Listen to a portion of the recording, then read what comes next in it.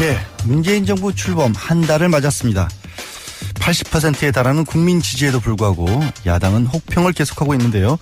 내용과 같으면 같은 대로, 다르면 다른 대로 들어봐야 할 필요가 있겠죠. 먼저 더불어민주당 김현 대변인 연결합니다. 대변인님 나와 계세요? 네, 안녕하세요. 더불어민주당 대변인 김현입니다. 예, 반갑습니다. 네. 예, 문재인 정부 출범 한 달을 맞았습니다. 지난 한 달에 대해서 여당 입장에서 어떻게 평가하실까요? 네, 인수위 없이 한 달을 맞이한 문재인 대통령, 문재인 정부, 국민의 지지도가 84% 가까이 올라가고 있고요.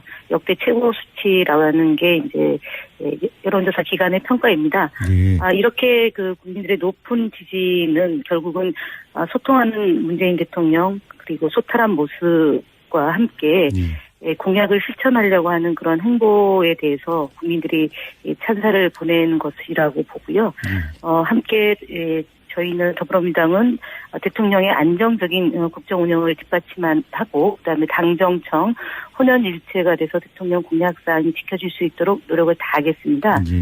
국민 여러분들이 아낌없이 박수를 보내고 지지를 보내주신 점에 대해서도 한편으로 감사드립니다. 예. 그런데 바로 그 소통에 대해서 자유한국당에서는 이게 소통이 아니라 쇼통, 목통, 불통이다. 이른바 삼통 정권이다. 이런 얘기를 해요. 저희도 뭐 평가한 것을 받아들였는데, 평가가 인색하다라는 점을 말씀을 드리고요. 뭐 자유한국당이 협력할 것은 협력하고 비판할 것은 비판하겠다라는 애초의 태도에서 조금은 저희들이 볼 때는 좀 난감한 방식으로 지금 인사청문회 결과를 놓고도 저희들에 대해서 부정적인 평가가 있는데요. 어쨌든 그럼에도 불구하고 자유한국당이 저희에게 지적하는 사항에 대해서는 겸허히 받아들이고요. 보다 잘할 수 있도록 노력을 더 하겠습니다. 제가 한 가지 정권 초기에 인상적이었던 거는 항상 이 당선이 되고 나면 좀 이른바 농공행상이라고 해야 할까요? 그래서 이제 인사와 관련된 잡음이 좀 있는데 이번에는 그런 부분이 좀 잘 안 들려서 굉장히 뭐 좋게 국민의 한 사람으로서 받아들였는데 당과 청이 그런 부분에서 좀 결속이 잘 돼 있었기 때문일까요? 아시다시피 이번 문재인 정부의 탄생의 배경은 촛불 민심이 반영된 거라고 보고요. 그렇죠. 국민들의 여망이 어쨌든 안전한 대한민국, 살맛 나는 대한민국, 정의로운 대한민국을 건설해 되려는 그런 요구이기 때문에 저희가 당과 청와대가 정말 국민의 여망을 받드는 그런 진실한 마음으로 국정 운영을 하지 않으면 저희들이 촛불 민심을 제대로 수용하지 못하는 결과가 되지 않겠습니까? 그래서 갈등 분열 이런 것은 절대로 저희가 해서는 안 된다는 입장이 강하고요. 그다음에 대통령을 잘 보좌하는 참모 비서진들 역시도 유능하고 또 헌신적이고 봉사하는 자세로 임해야 된다라는 마음과 태도이기 때문에 앞서 얘기하셨던 그런 국민들이 우려하는 일은 만들면 안 된다라는 게 다짐했던 거 아니겠나 싶습니다. 예, 알겠습니다. 근데 그러려면 이제 문 대통령께서 지지율을 바탕으로 해서 일을 진짜 하시려면 인사가 급한데 김상조, 강경화, 김희수 후보자에 대해서 특히 자유한국당은 전부 부적격 판정을 내놨습니다. 이거 어떻게 받아들여야 하세요? 일단은 자유한국당이 지난 총리 내정자 때부터도 부적격이라고 얘기를 하다가 결국은 퇴장하지 않았습니까? 예. 아예 국회에 들어오질 않았죠. 네네. 그래서 저희가 지금 김상조 공정거래위원장이나 강경화 장관 내정자, 김희수 소장과 그다음에 김동연 장관 내정자, 김동연 장관 내정자를 제외하고는 자유한국당이 다 사퇴를 지금 얘기를 하고 계시는데. 그렇죠. 김희수 소장의 경우는 이틀에 걸쳐서 청문회를 했고, 그리고 문제가 됐던 것은 하회와 용서 차원으로도 됐음에도 불구하고 지금 그런 얘기를 하고 있고요. 강경화 장관의 경우는 지금 위안부 피해자 할머니께서 강경화 장관을 지지해달라고 눈물로 호소하고 있는데도 불구하고, 지금 반대를 위한 반대를 하고 있는 거다라고 얘기할 수 있고요. 김상조 위원장의 경우도 사실은 부인의 문제를 갖고 고발 조치를 하겠다고 하는데 했더라고요. 고발장을 냈답니다. 네, 가도하게 좀 하고 있어서 국민들이 이렇게 이렇게 그 야당이 국민의 눈높이에 부합하지 않고 반대만을 한다면은 과연 이 정당에 대해서 어떻게 볼지에 대해서 좀 판단해야 되는 게 아닌가 싶습니다. 예, 야당도 국민의 눈높이에서 좀 봐달라라는 부탁이셨는데 어쨌거나 이제 강경하게 만약에 계속해서 인사청문 보고서에 채택 안 하는 정도로 가버린다면 유지를 한다면 이 여소야대 전국에서 협치라는 부분을 풀기가 어려워질 거 아니에요. 그럼 어떻게 해야 할까요? 어쨌든 저희가 12일 날 그 추경안을 놓고 대통령께서 직접 국회에 와서 연설을 하시겠다고 하고 있기 때문에 저는 시간이 아직 있다. 그리고 예. 자유한국당이나 국민의당이나 바른당이 국민의 그런 그 여망, 특히 인수위가 없는 상태에서 국정을 운영해야 되는 이 상황에 대해서 그냥 무작정 반대나 아니면은 조건부 적격 이런 식의 그 입장을 내는데 예. 시간이 있기 때문에 저희는 더 적극적으로 설득하고요. 지금 현재 그 한미 정상회담이 눈앞에 있고요. 예. 그리고 경기가 매우 안 좋다라는 그런 현실적 조건과 그다음에 헌법재판소의 오랫동안의 그 공백 상태를 설명하면서 설득을 해 나가겠다라는 게 저희 당의 입장이고 청와대 입장입니다. 예. 지금 청와대 말씀을 하셨지만 또 그리고 중간에 야당 의원들을 설득하는 작업을 하겠다 이런 얘기를 이제 뭐 청와대에서도 설득 작업에 나서고 여당 내에서도 뭐 일종의 개별 격파라고 해야 될까요? 그런 움직임들이 좀 있으신 거예요, 그러면? 적극적으로 만나고 계시고요. 예. 그리고 사실은 지금 이제 김상조 후보에 대해서 고발은 했지만 그러니까 저희가 그 상대 대학에 이제 공문을 보내놨고 예. 결과가 들어오면 국민의당에서는 보고 판단하겠다는 게 조건부이기 때문에 그건 좀 기다려야 될 문제인 것 같고요. 그리고 강경화 장관의 경우는 앞서도 말씀드렸지만 결국은 친일 문제가 계속 남아 있었던 거 아닙니까? 우리 나라 안에서. 근데 어쨌든 위안부 피해자 할머니들께서 그 강경화 장관에 대해서 꼭 지지해달라, 통과시켜달라, 그리고 역사적으로 이런 문제를 바로 세우는데 역할을 해달라는 그런 요청이 있었기 때문에 저는 국민의당에서 이 문제를 그냥 소홀히 다룰 수 없다라고 보여집니다. 저희가 노력하는 것도 노력하는 거겠지만 정말 결정적 하자가 없는 장관 내전자에 대해서 계속 반대만을 한다는 점에 대해서는 좀 부담을 갖지 않을까 싶습니다. 네. 근데 그런 반대의 빌미가 됐던 게 사실은 문재인 대통령이 천명한 이른바 인사 5대 원칙이고 민주당 내에서도 이거를 정말로 적용하기는 어렵다 이런 지적도 좀 있지 않습니까? 추가 인사 계속 하셔야 할 텐데 5대 원칙 고수 유지하는 것이 가능할까요? 원칙은 지켜져야 된다고 보고요. 다만 그 원칙을 지키는 데 있어서 구체적인 기준과 그다음에 적용시키는 시점 이런 부분에 대해서 그 지난번에 문재인 대통령께서 좀 더 구체적인 지침을 갖고 임해달라라고 얘기를 하신 마당이거든요. 그래서 저희 국정기획자문위원회에서도 TF팀을 구성해서 인사청문회의 기준과 원칙에 대해서 논의하고 있고요. 국회 차원에서도 마찬가지로 인사청문회를 어떻게 할 건지에 대해서 논의가 필요하다고 봅니다. 특히 위장 전입에 대해서는 지난번에도 국민들 앞에서 말씀드렸지만 2005년 7월 28일 인사청문회가 도입되기 전에 위장 전입에 대한 그 문제는 그야말로 단순한 그 위장 전입이냐 아니면은 지속성과 반복성을 갖고 고의성을 갖고 임했던 문제냐라는 것에 대한 기준이 있을 것이고요. 부동산 투기에 대해서도 조금 더 세밀한 지침들이 좀 있어야 될 것 같습니다. 특히 인사청문회가 도입되기 전에 일어났던 이 일에 대해서 어떻게 기준을 잡을 건지에 대한 논의가 좀 활발하게 이루어져서 이후에 장관 내정자들에 대한 청문 기준을 좀 삼아야 되지 않을까 싶습니다. 결국 이제 구체적인 기준을 마련을 해야 다음 후속 인사까지도 가능할 것이다라는 말씀이셨고요. 네네. 네. 대통령께서 이제 직접 국회에 오셔서 협치도 이제 좀 풀어나가실 것이다라는 말씀도 해주셨는데 하지만 일단 그 공식적인 이유는 일자리 추경안과 관련한 시정연설을 하시겠다는 거 아니겠습니까? 네, 아무래도. 일자리 추경 이거 자체도 또 반대하고 있어요, 야당은. 어쨌든 일자리 추경이라는 것은 지금 국민이 낸 세금을 다시 국민에게 환원시키는 추경 입니다. 그리고 예. 특히 청년 일자리 문제를 해결하기 위해서 정말 동분서주하고 있는 상황이고요. 예. 그리고 좋은 일자리를 만들어서 그 국민들에게 봉사하는 그런 일을 하겠다는 겁니다. 지금 이번 추경안은 대규모 SOC도 없고요.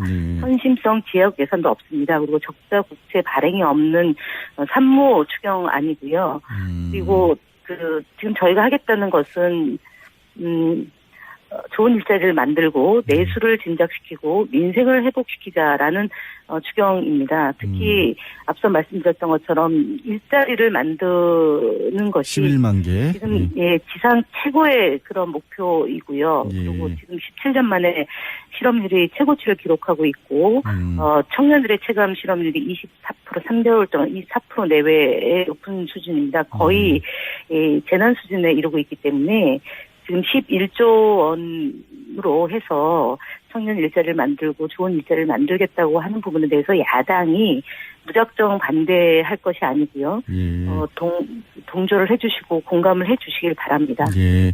일단 말씀하신 것처럼 추가 경정 예산 편성 요건이라고 할 수 있는 재난 상황이냐 이런 부분에 대한 야당에 대한 강조 내지는 설득 같은 것들을 이제 대통령과 별도로 여당에서도 쭉 이어주셔야 할 것으로 보이는 상황이고요. 마지막으로 북한이 계속 미사일을 발사하고 있습니다. 이게 또 그런 반면에 환경 영향 평가를 해서 사드 배치를 좀 늦추겠다. 늦추겠다는 게 아니라 늦어질 수밖에 없지 않습니까? 이것에 대해서 야당은 이게 안보 포기가 아니냐 이런 식으로 주장을 하고 있어요. 사드 배치와 관련해서 고의적으로 보고가 누락된 것은 이미 다 밝혀진 것이고요. 예. 그다음에 발사대 환경 영향 평가. 환경 영향 평가는 기본적으로 해야 될 책무입니다. 이것을 야당에서 안보를 포기하느니라고 얘기하는 것은 정략적 발언이고요. 여전히 대선이 끝난 지 한 달이 돼가는데 아직도 대선을 하고 있다라는 그 느낌을 지울 수 없다라는 점을 말씀드리고 북한의 그런 미사일 실험하는 것은 아무 도움이 안 되는 겁니다. 그래서 남북 관계의 긴장을 고조시키고 특히 유엔의 그런 기준에 부합하지 않는 것은 도움이 안 된다라고 보고요. 결국은 남북이 대화로서 풀어야 될 것이고 특히 지금 사드 배치와 관련해서 긴장도가 높아지고 있는데요. 이런 것들은 외교 안보 통일 분야에 해당하는 사안이고 특히 국민들이 요청하는 그런 한반도 평화에 부합할 수 있도록 외교적인 노력을 기울이고 안보와 관련해서는 저희가 더불어민주당 정부가 그 이전에 이명박근혜 정부보다 훨씬 더 유능하다는 점은 보여주고 있기 때문에. 예, 알겠습니다. 네. 오늘 말씀 김현 대변인님 말씀은 여기까지 듣겠습니다. 고맙습니다. 네, 감사합니다. 네, 더불어민주당 김현 대변인이셨습니다. 이어서 야당의 목소리도 들어보겠습니다. 자유한국당 정준길 대변인 나오 계신가요? 네, 안녕하세요. 예, 안녕하세요. 반갑습니다. 네. 예, 같은 질문 드리겠습니다. 문재인 정부 출범 한 달을 맞았습니다. 문재인 정부의 지난 한 달 어떻게 평가하세요? 예, 한정사 초유의 대통령 탄핵으로 인한 보궐선거로 문재인 정부가 출범했습니다. 예. 40% 초반의 지지로 당선이 됐죠. 하지만 국민들은 문재인 정부가 통합과 화합의 정치를 해줄 것을 기대하고 지금 상당한 지지를 보내고 있습니다. 특히 문 대통령께서 스스로의 말에 강박관념이 있다라고 약속을 지킨다고 강조했기 때문에 더더욱 약속을 지키는 대통령에 대한 기대감이 컸는데요. 문재인 정부가 대선 당시의 지지도와 현재의 국정 지지도의 갭의 의미, 그 차이의 의미를 제대로 이해하지 못하고 쇼통, 먹통, 불통의 이미지를 보이고 있습니다. 특히 공약사항 가운데에서 본인들이 원하는 것은 공약이라는 이유로 밀어붙이고 원하지 않는 것은 빌공자의 공약으로 만들고 있습니다. 사드 배치 지원 문제나 국정교과서 백지화 문제, 임을 위한 행진곡, 5.18 재창 등은 바로 전자의 대표적인 예고 고위직 임명 시 5대 비리 원천 배제 원칙이나 추천자 실명제 등은 빌공자의 공약을 만든 대표적인 예죠. 그러니까 약속을 이제 문 대통령이 본인이 원하는 쪽만 약속만 지키고 있다라고 말씀을 주신 것 같고요.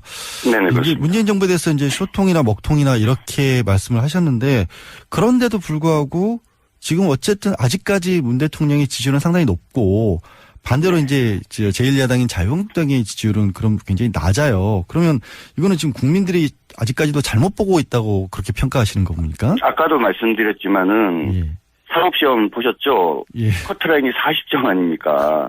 40점 조금 넘는 한 41% 정도의 지지를 받아갖고 어렵게 대통령이 됐는데 지금 보내는 80%, 84%까지 지금 한 77, 8%로 떨어졌다고 하고 이번 주도 결과 나오겠지만 그 의미가 뭔지를 잘 봐야 된다고 봐요. 예. 아까도 말씀드렸지만 탄핵으로 인해서 보궐선거가 생겼고 대한민국이 되게 복잡하고 되게 위기 상황 아니었습니까? 이제 새롭게 시작한 정부니까 기대감을 가지고 통합을 하고 화합을 하고 협치를 해달라라는 그런 기대를 담은 어떤 지지도라는 거죠. 그러면 본인들이 실제로 받은 지지도와 현재 나타나는 국정 지지도가 한 2배 가까이 되는데 그 나머지 한 40%에 가까운 분들이 왜 현재 국정을 지지하는지를 정확히 잘 이해를 해야 되는데 그것을 자신들에 대한 일방적인 지지로 잘못 오해하는 거죠. 그러니까는 국민들이 지지하니까 우리가 뭐든지 해도 된다라는 오히려 오만에 지금 자만에 빠지고 있는 그런 상황인 거죠.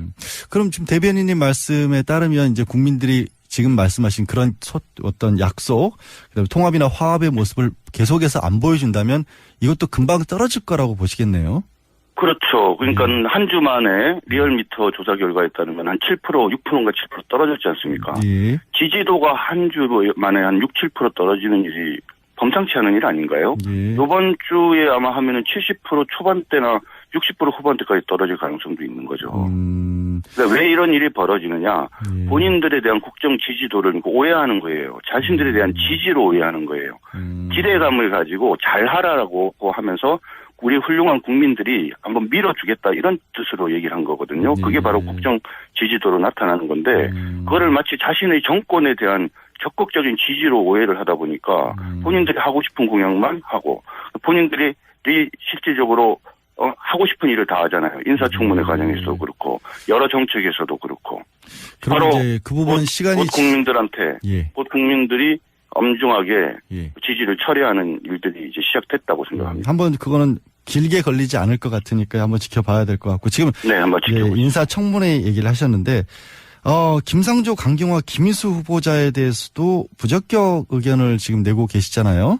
네, 그렇죠. 예, 그렇게 다 부적격이라고 하신 그런 어떤 이유라고 해야 될까요? 그걸 정리하실 수 근데 있을까요? 지금 우리 사회자 말씀에 저는 좀 어폐가 있는데 우리 자유한국당에서 문재인 정부에서 임명한 모든 사람을 다 부적격이라고 얘기한 게 아니요. 아닙니까? 제가 말씀드린 게 수많은 사람들 중에 예. 지금 특히 세 사람, 예. 세 사람을 지금 문제를 삼고 있는 거고 예, 그중에서 특히 김상조, 강경화 두 사람을 문제를 삼고 있는 거죠. 예, 예. 그러니까 그 세 분을 다라고 제가 표현한 겁니다. 예. 네네. 그 가장 큰 어떤 대표적인 이유라고 해야 될까요? 좀 공통적으로 문제다. 이것은 도저히 자유한국당 입장에서는 이제 적격으로 인정해 줄 수가 없다라는 게 있다라면. 김희수 후보자의 경우에는 저는 문재인 대통령이 논란을 자초했다고 봐요. 왜냐하면은 그 추천한 이유가 통합진보당이나 정규조 결정에서 소수 의견을 냈다는 점을 높이 평가한다 이렇게 얘기하지 않습니까? 예.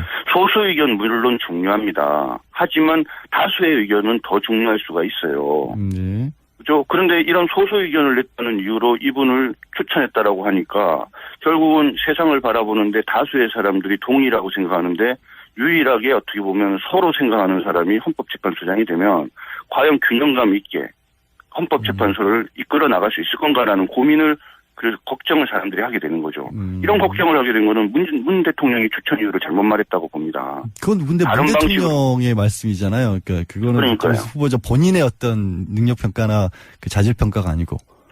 그러니까 문 대통령이 그런 이유로 추천을 했기 때문에 논란을 자초했다는 점을 지적하는 거고요. 예, 예. 김상조 후보자의 경우에는 이루 말할 것이 없습니다. 지금 문 대통령께서 5가지 절대 고위공직자가 될 수 없는 사유를 얘기했는데 그중에 한 서너 가지가 해당하는 게 지금 명확하지 않습니까? 그런 글쎄, 어떤 명확하다는 것은 좀 하여튼 그렇게 사실관계로 확인됐어요. 그거는 지금 계속 민주당에서 더불어민주당에서 마치 충분히 설명됐고 해명됐다라고 얘기하는데 국회 청문회 내용이나 여러 가지 사실관계 확인된 걸 보면 의혹들이 정확하게 확인된 게 맞아요. 예. 논문 표절 문제 확인됐죠. 예. 다운계약서 문제 확인됐죠. 부인의 특혜 채용 내지는 소득세 탈루 문제도 사실상 확인된 거고 위장전입도 2차례 확인됐지 않습니까? 그런데 이것이 뭐가 확인이 안 됐냐고 얘기를 하면은 그거는 인사청문회 자체를 무력화시키는 얘기고요. 강경화 후보자의 경우에도 국민 여러분들께서 잘 아시겠지만 뭐 딸내미 그 이화여고 입학과 관련된 위장전입 문제 너무나도 의문점이 많고 잘못된 처신 아닙니까? 부동산 투기 문제, 증여세 탈루 문제, 그다음 특히 문제가 되는 것은 이번 인사청문회 과정에서 본인이 외교통상부 장관으로서 어떤 일을 할 것인가에 대해서 당당히 소신과 철학을 제대로 밝히지 못했다는 평을 받고 있습니다. 아마도 대통령을 둘러싸고 있는 그 사람들의 등살을 버틸 수 없을 거라고 예상하고 있고요. 아마도 외교부 장관이 돼도 얼굴 마담밖에 못한다. 라고 판단을 하고 있습니다. 지금 정반대의 시각을 가지고 계신 거네요. 그러니까 비외무고시 출신이고 여성이기 때문에 그동안의 외교부가 가졌던 문제점들을 좀 없애고 개혁하는 데 이익을 주지 않을까라는 기대를 하고 있는 분들도 있는데 이제 그것이 오히려 반대로 그냥 얼굴마담에 개혁은요. 아무나 하는 게 아니라 개혁은 높은 자신의 철학과 가치 그다음 목적의식 거기에다 플러스 능력이 있어야 됩니다. 그런 것들이 없다라고 보신 거죠? 그렇죠. 그러니까. 아무리 선의를 가지고 어떤 좋은 일을 하려고 해도 능력이 없고 판단력이 부족하면요. 오히려 선함으로 시작한 일이 오히려 더 악한 결과를 초래하는 경우들을 비일비재하지 않습니까? 세상에. 그러니까 이런 무능한 사람이 개혁이라는 그러니까 아까 세 가지 말씀하셨지 않습니까? 한마디로 말하면 쇼통이죠. 쇼통. 정준길 대변인 목소리 들어보고 있었는데요. 전화가 끊겼습니다. 다시 연결해 보도록 하겠습니다. 잠시만 기다려주시면 좋겠고요. 그동안에 제가 이제 문자와 카톡 이런 것들을 계속해서 소개를 해드리고 있었는데, 몇 가지 보이는 걸로만 말씀 좀 드릴까요? 연결이 됐다고. 죄송합니다. 예. 방금도 말씀드렸지만 쇼통의 아주 대표적인 경우라고 봐요. 네, 강병화 후보자가. 근데 지금 다른 분들 얘기도 좀 안 할 수가 없으니까요. 국민의당 바른정당 같은 경우에는 김상조 후보자 청문보고서 채택에는 일단 참여할 것으로 그렇게 알려지고 있는데 그래서일까요? 국민의당을 두고 또 자유한국당에서 조금 그런 말씀이 나오셨죠. 사쿠라 정당이다. 이게 속내와 다르다. 이런 뜻으로 그렇게 받아들여야 될까요? 저는 청취자 여러분들께서 국민의당이 낸 김상조 그 후보자에 대한 논평을 좀 먼저 읽어보셨으면 좋겠어요. 국민의당에서 대변인 논평에서는 부적격자다 절대 안 된다 이렇게 얘기해놓고 나중에 뒤로 돌아서 가지고는 무슨 조건부로 찬성을 하겠다 이런 식으로 돌아서 버리지 않습니까? 아니 차라리 그럼 처음부터 논평을 낼 때 긍정적인 평가를 내든지 조건부 얘기를 하든지 그렇게 해야 되는 거 아니에요. 논평으로는 실컷 비판해놓고 그래서 점수 따놓고 뒤로 돌아서 가지고는 실리 챙기고 그건 말 그대로 사쿠라 정당이라는 얘기를 들을만 하고 누가 보더라도 민주당 이중대다 라는 그 비판으로부터 자유로울 수 없는 거라고 생각합니다. 그러니까 지금 국민의당이 어떻게 보면은 당론조차 정하지 못하고 있는 상황에서 내지는 당론을 정했는데도 불구하고 오히려 실익을 챙기기 위해서 양쪽에 다른 목소리를 낸다. 이런 그런 당론이라는 표현이 적절한지 모르겠습니다만은 방금도 말씀드렸지만 대변인 논평이라는 것은 대변인이 개인 의견을 내는 게 아니지 않습니까? 당의 입장을 얘기하니까 그걸 당론이라고까지 얘기하기는 어려울지 모르겠지만 분명히 당의 입장이에요. 공식적인 입장. 그런데 논평으로는 분명히 문제 있고 부적격이라고 얘기해놓고 실질적으로 인사청문회를 끝내고 나서 보고서 채택 문제를 논할 때는 결과적으로 그걸 수긍하고 그러니까는 이게 도대체 뭐 하는 거냐는 거죠. 알겠습니다. 만약에 지금 자유한국당에서 이렇게까지 강하게 보고 계신데 반박을 하고 계신데 문재인 대통령이 인사청문 보고서가 채택되지 않은 후보자에 대한 임명도 강행을 하실 경우 어떻게 지금 대응하실 계획입니까? 법적으로는 문재인 대통령께서 임명을 하면 거기에 대해서 아무런 형식적 하자는 없는 거죠. 하지만 자유한국당 입장에서 볼 때 특히 김상조 후보 같은 경우에 이런 부적격자를 불공정거래위원장이 될지도 모르는 이런 사람을 바로 위원장으로 임명을 하게 된다라고 하면 이거는 협치를 더 이상 하지 않겠다. 그런 선언으로 받아들일 수밖에 없는 거고 이후에 문재인 정부가 추진하는 여러 정책들에 대해서 협조해 줄 수 없는 거죠. 알겠습니다. 추경이나 정부조직법 개정안 등 이런 문제에 대해서 협조가 불가능할 걸로 예상합니다. 만약에 그게 아니라면 짧게 한번 여쭤보겠습니다. 지금 일자리 추경 예산에 대해서 원칙적으로 반대하고 계신 거죠? 그렇죠. 어떤 이유 때문에 그러신 거죠? 두 가지 이유인데 첫 번째는 그 81만 개 일자리 만들겠다는 공약은 국민 세금으로 공공일자리 만들겠다는 것이기 때문에 잘못된 정책입니다. 소득 주도 성장론을 얘기를 하는데 간단히 말씀드리면 소득이 증가를 하게 되면 소비도 자연스럽게 증가한다는 전제입니다. 그런데 소득은 증가했는데 국민들이 불안한 미래를 위해서 소비하지 않는 경우에는 소득 증가가 절대 성장으로 이어질 수가 없어요. 일본이 그 대표적인 예인 거죠. 과거에 잃어버린 20년에 이런 어떤 상황이기 때문에 소득주도 성장론이라는 것이 말은 그럴듯하지만 현실적으로는 실질적으로는 불가능한 일인 거죠. 예, 그 두 가지였는데 하나는 그 하나만 나머지 하나는 방금 말씀드린 그 자격 없는 후보자에 대한 임명을 강행한다. 이것은 협치할 의사가 없는 것이기 때문에 당연히 추경 협조하기 어렵죠. 네, 알겠습니다. 예, 고맙습니다. 오늘 말씀 감사드립니다. 예, 수고 많으십니다. 네, 고맙습니다. 지금까지 자유한국당의 정준길 대변인이었습니다. 이 인수위가 없는 상태에서 국정을 운영해야 되는 이 상황에 대해서 그냥 무작정 반대나 아니면은 조건부 적격 이런 식의 입장을 내는데 시간이 있기 때문에 저희는 더 적극적으로 설득하고요. 지금 현재 한미 정상회담이 눈앞에 있고요. 그리고 경기가 매우 안 좋다라는 그런 현실적 조건과 그다음에 헌법재판소의 오랫동안의 공백 상태를 설명하면서 설득을 해 나가겠다라는 게 저희 당의 입장이고 청와대 입장입니다. 예. 지금 청와대 말씀을 하셨지만 또 그리고 중간에 야당 의원들을 설득하는 작업을 하겠다 이런 얘기를 이제 청와대에서도 설득 작업에 나서고 여당 내에서도 일종의 개별 격파라고 해야 될까요? 그런 움직임들이 좀 있으신 거예요, 그러면? 적극적으로 만나고 계시고요. 그리고 사실은 지금 이제 김상조 후보에 대해서 고발은 했지만 그러니까 저희가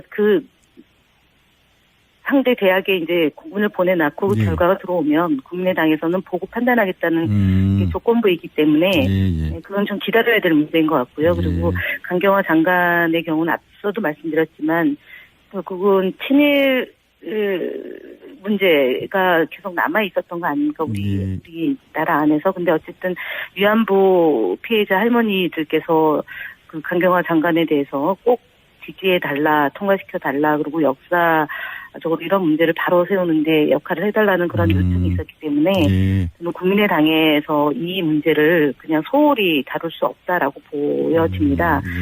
저희가 노력하는 것도 노력하는 거겠지만 정말 결정적 하자가 없는 장관 내전자에 대해서 계속 반대만을 한다는 점에 대해서는 좀 부담을 갖지 않을까 싶습니다. 근데 문재인 정부 출범 한 달을 맞았습니다. 80%에 달하는 국민 지지에도 불구하고 야당은 혹평을 계속하고 있는데요. 내용과 같으면 같은 대로, 다르면 다른 대로 들어봐야 할 필요가 있겠죠. 먼저 더불어민주당 김현 대변인 연결합니다. 대변인님 나와 계세요? 네, 안녕하세요. 더불어민주당 대변인 김현입니다. 예, 반갑습니다. 네. 예. 문재인 정부 출범 한 달을 맞았습니다. 지난 한 달에 대해서 여당 입장에서 어떻게 평가하실까요? 네, 인수위 없이 한 달을 맞이한 문재인 대통령, 문재인 정부, 국민의 지지도가 84% 가까이 올라가고 있고요. 역대 최고 수치라는 게 이제 여론조사 기관의 평가입니다. 이렇게 국민들의 높은 지지는 결국은 소통하는 문재인 대통령 그리고 소탈한 모습과 함께 공약을 실천하려고 하는 그런 행보에 대해서 국민들이 찬사를 보내는 것이라고 보고요. 함께 저희는 더불어민주당은 대통령의 안정적인 국정 운영을 뒷받침하고 그다음에 당정청 혼연일체가 돼서 대통령 공약사항이 지켜질 수 있도록 노력을 다하겠습니다. 국민 여러분들이 아낌없이 박수를 보내고 지지를 보내주신 점에 대해서도 한편으로 감사드립니다. 예. 그런데 바로 그 소통에 대해서 자유한국당에서는 이게 소통이 아니라 쇼통, 목통, 불통이다. 이른바 삼통 정권이다. 이런 얘기를 해요. 저희도 평가한 것을 받아들였는데, 평가가 인색하다라는 점을 말씀을 드리고요. 자유한국당이 협력할 것은 협력하고 비판할 것은 비판하겠다라는 애초의 태도에서 조금은 저희들이 볼 때는 좀 난감한 방식으로 지금 인사청문회 결과를 놓고도 때부터도 부적격이라고 얘기를 하다가 결국은 퇴장하지 않았습니까? 예. 아예 국회에 들어오질 않았죠. 네네. 그래서 저희가 지금 김상조 공정거래위원장이나 강경화 장관 내정자, 김희수 소장과 그다음에 김동연 그 장관 내정자, 예. 김동연 장관 내정자를 제외하고는 자유한국당이 다 사퇴를 지금 얘기를 하고 계시는데, 그렇죠.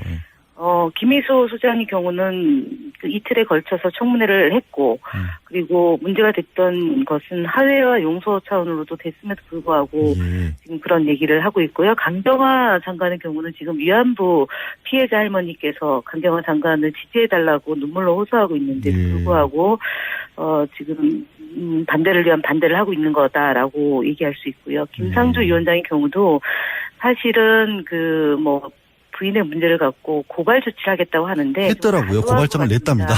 네, 예. 가도하게 좀 하고 있어서 예.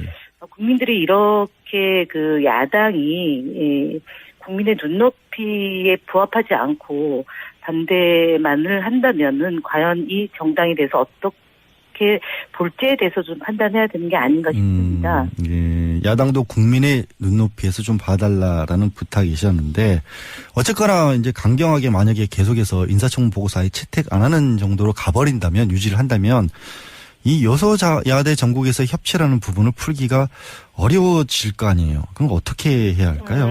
어쨌든 저희가 12일 날 추경안을 놓고 대통령께서 직접 국회에 가서 연설을 하시겠다고 하고 있기 때문에 저는 시간이 아직 있다. 그리고 예. 자유한국당이나 국민의당이나 바른당이 국민의 그런 여망, 특히 그럼 반대의 빌미가 됐던 게 사실은 문재인 대통령이 천명한 이른바 인사 5대 원칙이고 민주당 내에서도 이거를 정말로 적용하기는 어렵다 이런 지적도 좀 있지 않습니까?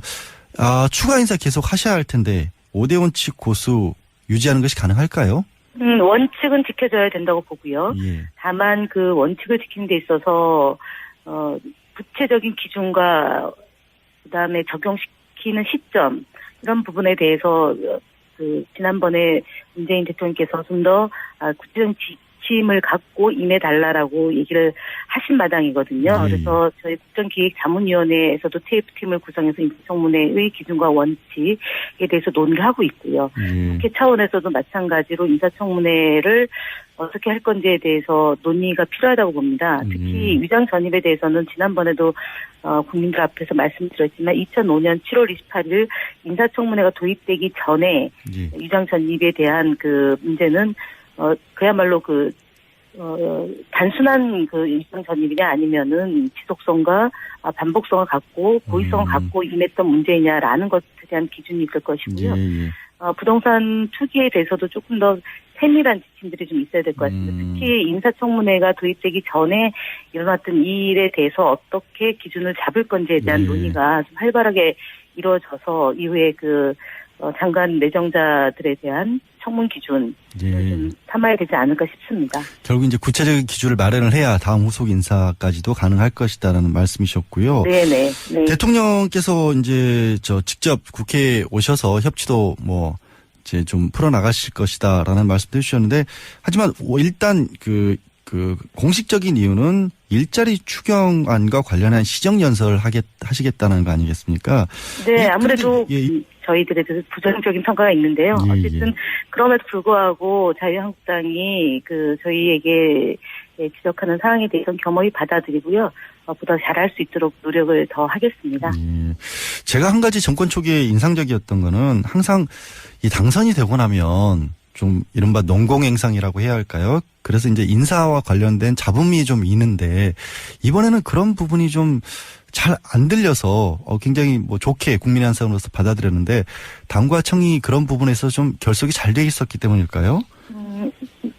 아시다시피 이번 문재인 정부의 탄생의 배경은 촛불 민심이 반영된 거라고 보고요. 그렇죠. 국민들의 여망이 어쨌든 안전한 대한민국, 살맛 나는 대한민국, 정의로운 대한민국을 건설해 되려는 그런 요구이기 때문에 저희가 당과 청와대가 정말 국민의 여망을 받드는 그런 진실한 마음으로 국정 운영을 하지 않으면 저희들이 촛불 민심을 제대로 수용하지 못하는 결과가 되지 않겠습니까? 그래서 갈등 분열 이런 것은 절대로 저희가 해서는 안 된다는 입장이 강하고요. 그다음에 그 대통령을 잘 그 보좌하는 참모 비서진들 역시도 유능하고 또 헌신적이고 봉사하는 자세로 임해야 된다라는 마음과 태도이기 때문에 앞서 얘기하셨던 그런 그 국민들이 우려하는 일은 만들면 안 된다라는 게 그 다짐했던 거 아니겠나 싶습니다. 예, 알겠습니다. 이제 그러려면 이제 문 대통령께서 지지율을 바탕으로 해서 일을 진짜 하시려면 인사가 급한데 김상조, 강경화, 김희수 후보자에 대해서 특히 자유한국당은 전부 부적격 판정을 내놨습니다. 이거 어떻게 받아들이세요? 일단은 자유한국당이 지난 그 총리 내정자